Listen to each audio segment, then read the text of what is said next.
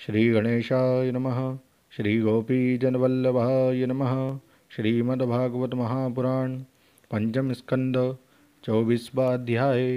राहु आदि की स्थिति, अतलादि नीचे के लोकों का वर्णन। श्री सुखदेव जी कहते हैं, परीक्षित, कुछ लोगों का कथन है कि सूर्य से 10,000 योजन नीचे राहु नक्षत्रों के समान घूमता है। इसने भगवान की कृपा से ही देवत्व और ग्रहत्व प्राप्त किया है।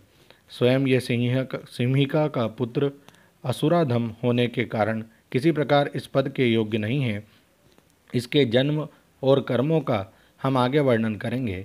सूर्य का जो यह अत्यंत तपता हुआ मंडल है, उसका विस्तार 10,000 योजन बतलाया जाता है। इसी प्रकार चंद्रमंडल का विस्तार 12,000 योजन है और राहु का 13,000 योजन। अमृतपान के समय राहु देवता के वेश में सूर्य और चंद्रमा के बीच में आकर बैठ गया था। उस समय सूर्य और चंद्रमा ने इसका भेद खोल दिया था। इस बेर को याद करके ये अमावस्या और पूर्णिमा के दिन उन पर आक्रमण करता है।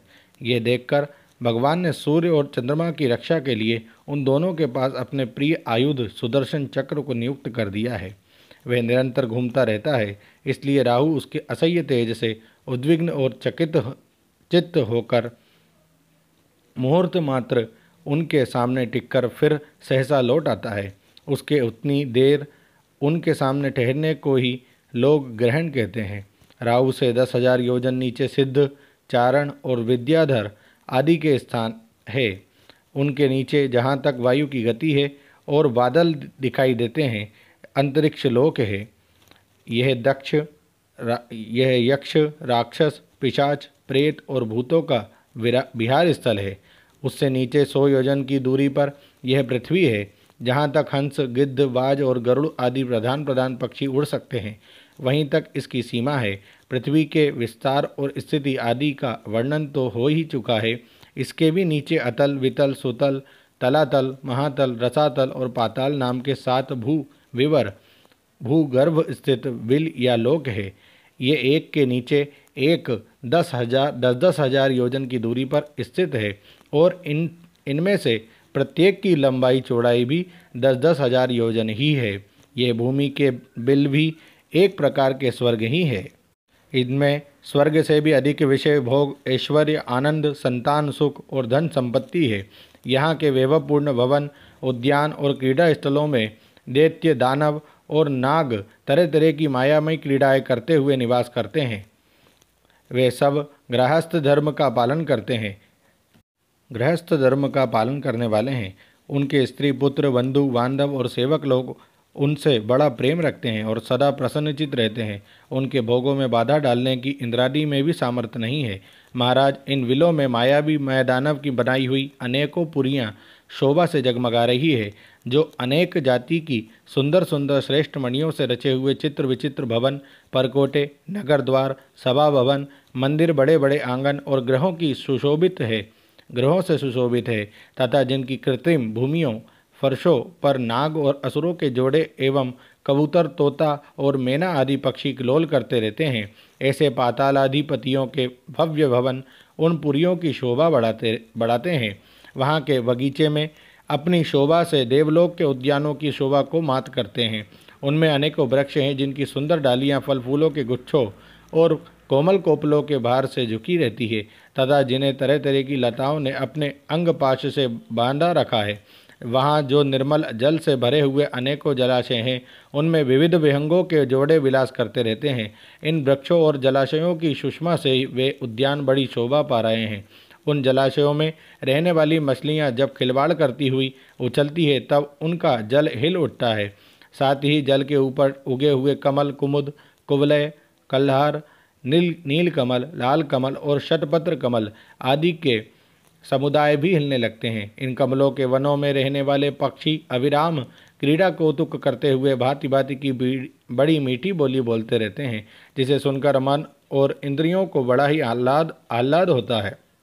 उस समय समस्त इंद्रियों में उत्सव सा छा जाता है। वहाँ सूर्य का प्रकाश नहीं जाता, इसलिए दिन रात आदि काल विभाग का भी कोई खटका नहीं देखा जाता। वहाँ के संपूर्ण अंधकार को बड़े बड़े नागों के मस्तकों की मणियाँ ही दूर करती है। इन लोकों के निवासी जिन औषधि रस रसायन अन्न पान और स्नान आदि का सेवन करते हैं वे सभी पदार्थ दिव्य होते हैं। इन दिव्य वस्तुओं के सेवन से उन्हें मानसिक या शारीरिक रोग नहीं होते तथा झुर्रियाँ पड़ जाना, बाल पक जाना, बुढ़ापा आ जाना, देह का कांतिहीन हो जाना, शरीरों में से दुर्गंध आना, पसीना चूना, थकावट अथवा शिथिलता आना तथा आयु के साथ शरीर की अवस्थाओं का बदलना, ये कोई विकार नहीं होते। वे सदा सुंदर, स्वस्थ, जवान और शक्ति संपन्न रहते हैं। उन पुण्य पुरुषों की भगवान के तेज रूप सुदर्शन चक्र के सिवा और किसी के साधन से मृत्यु नहीं हो सकती। सुदर्शन चक्र तो आते ही भय के कारण असुर मणियों का गर्भस्राव और गर्भपात हो जाता है। आज चौथे मास तक जो गर्भ गिरता है उसे गर्भस्राव कहते हैं तथा पांचवें और छठे मास में गिरने से वह गर्भपात कहलाता है।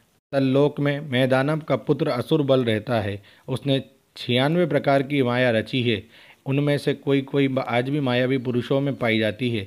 उसने एक बार जवाही ली थी। उस समय उसके मुख से स्वेरणी केवल अपने वर्ण के पुरुषों से रमण करने वाली, कामनी अन्य वर्णों के पुरुषों से भी समागम करने वाली और पुंशली अत्यंत चंचल स्वभाव वाली 3 प्रकार की स्त्रियां उत्पन्न हुई। ये उस लोक में रहने वाले पुरुषों को हाटक नाम का रस पिलाकर संभोग करने में समर्थ बना लेती है और फिर उनके साथ अपनी हाव भावमयी चितवन प्रेममयी मुस्कान, प्रेम आलाप और अलिंगादि के द्वारा यथेष्ट रमण करती है।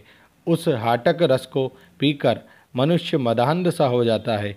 अपने को 10,000 हाथियों के समान बलवान समझकर मैं ईश्वर हूँ, मैं सिद्ध हूँ, इस प्रकार ये बढ़ कर बातें करने लगता है। उसके नीचे वितल लोक में भगवान हाटकेश्वर नामक महादेव जी अपने पार्षद भूतगणों के सहित रहते हैं। वे प्रजापति की सृष्टि की वृद्धि के लिए भवानी के साथ विहार करते रहते हैं। उन दोनों के तेज से वहाँ हाटकी नाम की एक श्रेष्ठ नदी है। उसके जल को वायु से प्रज्वलित अग्नि बड़े उत्साह से पीता है। वह जो हाटक नाम का सोना थूकता है उससे बने हुए आभूषणों को दैत्यराजों के अंतःपुरों में स्त्री पुरुष सभी धारण करते हैं। वितल के नीचे सुतल लोक और उसमें महायशस्वी पवित्र कीर्ति विरोचन पुत्र बलि रहते हैं। भगवान ने इंद्र का प्रिय करने के लिए अदिति के गर्भ से वटु बामन रूप में अवतीर्ण होकर उनसे तीनों लोक छीन लिए थे। फिर भगवान की कृपा से ही उनका इस लोक में प्रवेश हुआ। यहाँ उन्हें जैसी उत्कृष्ट संपत्ति मिली हुई है वैसी इंद्रादि के पास भी नहीं है।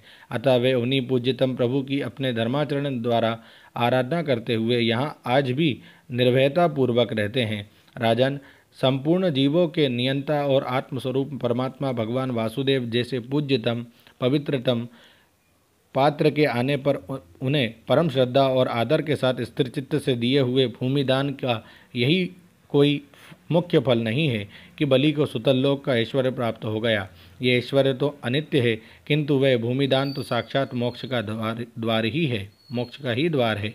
भगवान का तो छींकने, गिरने और फिसलने के समय विवश होकर एक बार नाम लेने से भी मनुष्य सहसा कर्म बंधन को काट देता है, जबकि मुमुक्षु लोग इस कर्म बंधन को योग साधन आदि अन्य अनेकों उपायों का आश्रय लेने पर बड़े कष्ट से कहीं काट पाते हैं।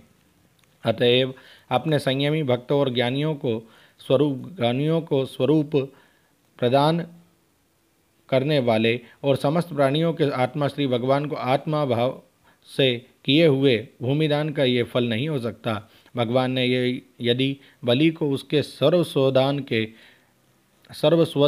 के बदले अपनी विस्मृति कराने वाला ये माया में भोग और ऐश्वर्य ही दिया तो उन्होंने उस पर यह कोई अनुग्रह नहीं किया। जिस समय कोई और उपाय न देखकर भगवान ने याचना के छल से उसका त्रिलोकी का राज्य छीन लिया और उसके पास केवल उसका शरीर मात्र ही शेष रहने दिया, तब वरुण के पाशों में बांधकर पर्वत की गुफा में डाल दिए जाने पर उसने कहा था, खेद है, ये ऐश्वर्यशाली इंद्र विद्वान होकर भी अपना सच्चा स्वार्थ सिद्ध करने में कुशल नहीं है। इसने सम्मति लेने के लिए अनन्य भाव से बृहस्पति जी को अपना मंत्री बनाया, फिर भी उनकी अवहेलना करके इसने विष्णु भगवान से उनका दास्य ना मांगकर उनके द्वारा मुझसे अपने लिए ही भोग ही मांगे। ये 3 लोग तो केवल एक मनवंतर तक ही रहते हैं, जो अनंत काल का एक अवयव मात्र है। भगवान के किंकर के आगे भला इन तुच्छ भोगों का क्या मूल्य है। हमारे पितामह प्रहलाद जी ने भगवान के हाथों अपने पिता हिरण्यकशिपु के मारे जाने पर प्रभु की सेवा का ही वर मांगा था। भगवान देना भी चाहते थे तो भी उनसे दूर करने वाला समझकर उन्होंने अपने पिता का निष्कंटक राज्य लेना स्वीकार नहीं किया। वे बड़े महानुभाव थे।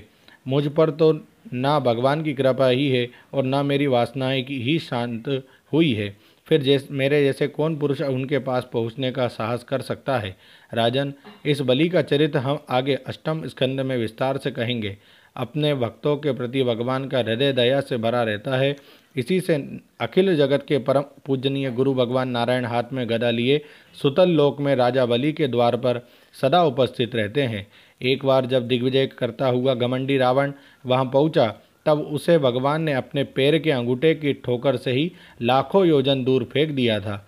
सुतल लोक से नीचे तलातल है, वहाँ त्रिपुराधिपति दानवराज मैं रहता है। पहले तीनों लोकों को शांति प्रदान करने के लिए भगवान शंकर ने उसके तीनों पुर भस्म कर दिए थे।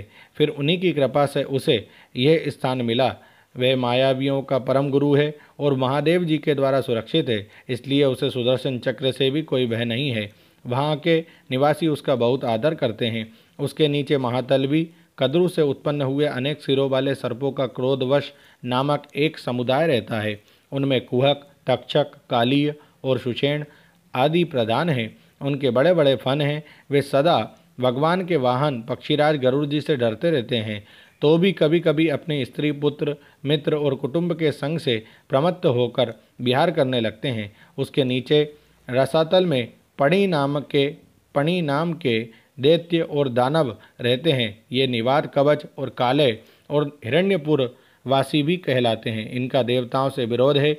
ये जन्म से ही बड़े बलवान और महान साहसी होते हैं, किंतु जिनका प्रभाव संपूर्ण लोकों में फैला हुआ है, उन श्रीहरि के तेज से वलाभिमान चूर्ण हो जाने के कारण ये सर्पों के समान लुक छिपकर रहते हैं तथा इंद्र की दूती शर्मा के कहे हुए मंत्र वर्ण रूप वाक्य के कारण सर्वदा इंद्र से डरते रहते हैं। कथा आती है कि जब पणी नामक दैत्यों ने पृथ्वी को रसातल में छिपा लिया, तब इंद्र ने उसे ढूंढने के लिए शर्मा नाम की एक दूती को भेजा था।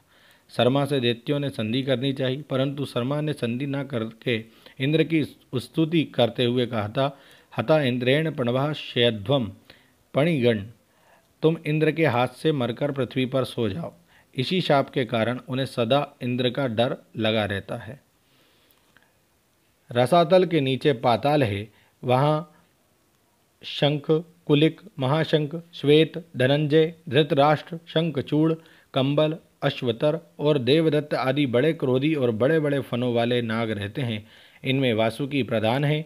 उनमें से किसी के 5, किसी के 7, किसी के 10 और किसी के 100 और किसी के 1000 सिर हैं।